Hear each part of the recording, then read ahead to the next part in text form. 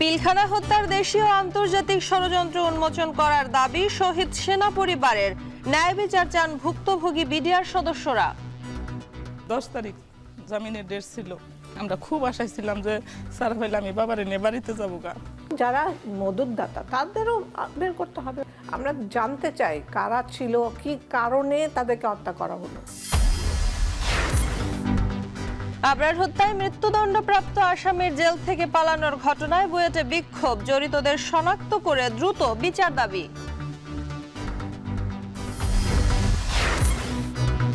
নতুন দলের আত্মপ্রকাশ শুক্রবার, জাতীয় সংসদ সামনে রেখে শপথের ঘোষণা, কাউন্সিলরদের ভোটেই হবে নেতৃত্ব নির্বাচন।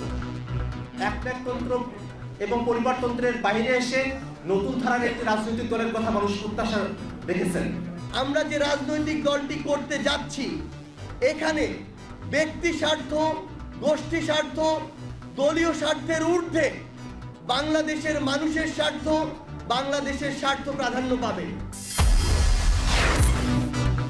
এবং মে মাসেই খুলছে গাইবান্ধা ও কুড়িগ্রামবাসীর দীর্ঘ প্রতীক্ষার তিস্তা সেতু। দূরত্ব কমবে, রাজধানীর সঙ্গে বাড়বে কৃষি ও অর্থনীতির গতি।